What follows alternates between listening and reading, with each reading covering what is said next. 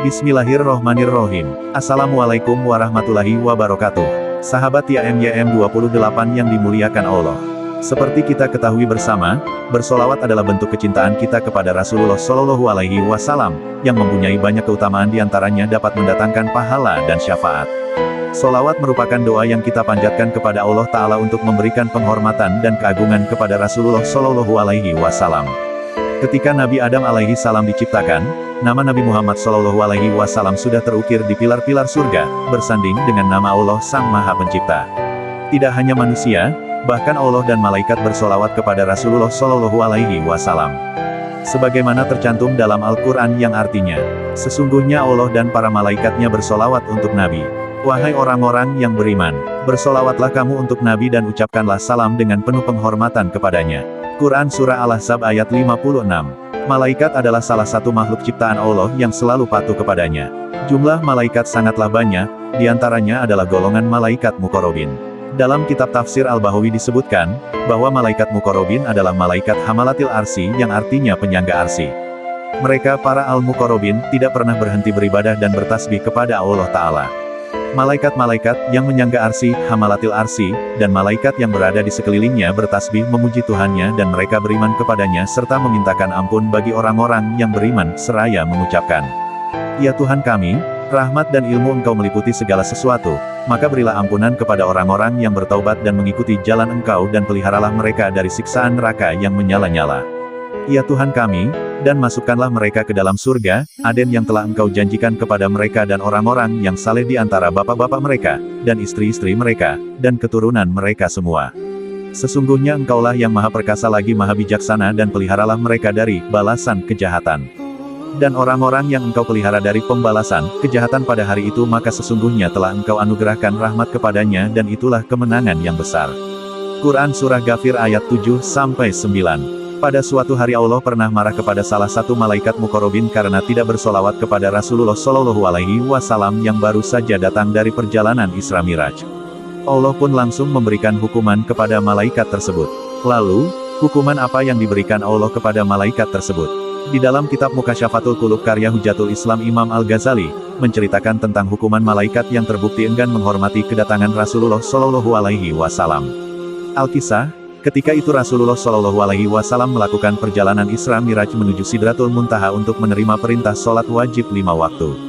Di saat itu Rasulullah Shallallahu Alaihi Wasallam melintasi langit, terdapat 70.000 malaikat di langit yang berbaris dan melayaninya. Mereka begitu hormat atas kedatangan Rasulullah Shallallahu Alaihi Wasallam. Akan tetapi, ada satu malaikat yang enggan memberi hormat.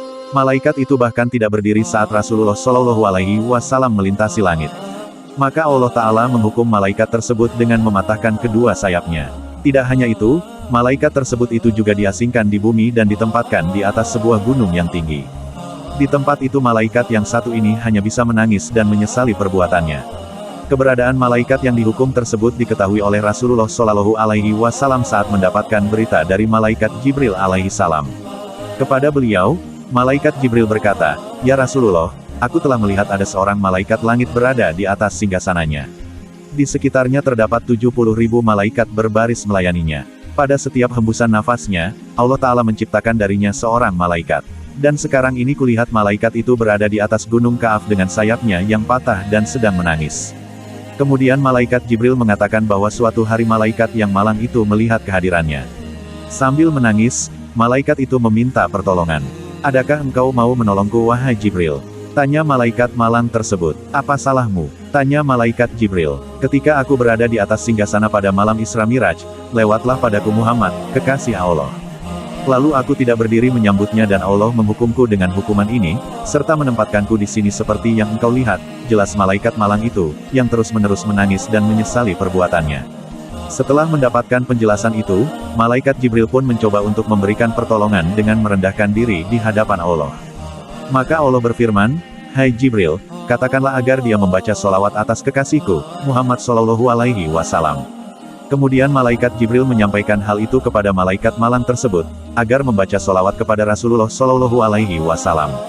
Sesuai dengan perintah Jibril, malaikat malang tersebut langsung membaca solawat kepada baginda Rasulullah Shallallahu Alaihi Wasallam, hingga akhirnya Allah memberikan ampunan kepadanya. Allah Ta'ala kemudian menumbuhkan kembali kedua sayapnya serta menempatkannya kembali di atas singgasananya. Demikianlah kisah malaikat yang pernah menolak perintah Allah yang langsung mendapat hukuman dan ampunan dari Allah melalui bersolawat untuk baginda Rasulullah Shallallahu Alaihi Wasallam. Kisah ini dapat menjadi hikmah untuk kita agar menaati perintah Allah untuk bersolawat kepada Rasulullah Shallallahu Alaihi Wasallam, agar mendapatkan keutamaan dari bersolawat tersebut. Sebagaimana yang diriwayatkan beberapa hadis berikut. 1. Rasulullah Shallallahu Alaihi Wasallam bersabda, "Bersalawatlah kamu untukku, karena membaca solawat untukku bisa menghapus dosamu dan bisa membersihkan pribadimu." Hadis riwayat Ibnu Majah. 2. Rasulullah Shallallahu Alaihi Wasallam bersabda, "Hiasilah tempat-tempat pertemuanmu dengan bacaan solawat untukku, karena sesungguhnya bacaan solawat untukku itu menjadi cahaya bagimu pada hari kiamat." Hadis riwayat Ad-Dailami. 3. Rasulullah Shallallahu Alaihi Wasallam bersabda, "Setiap doa adalah terhalang, sehingga dimulai dengan memuji kepada Allah dan bersalawat kepada Nabi Shallallahu Alaihi Wasallam, kemudian baru berdoa, maka akan dikabulkan baginya doanya itu." Hadis riwayat Nasai. Kami berharap apa yang disampaikan dapat bermanfaat bagi sahabat TIAMYM 28 yang dirahmati Allah. Kami mohon maaf atas segala kesalahan dan kehilafan dalam penyampaian materi ini. Wallahu a'lam bishawab. Wassalamualaikum warahmatullahi wabarakatuh.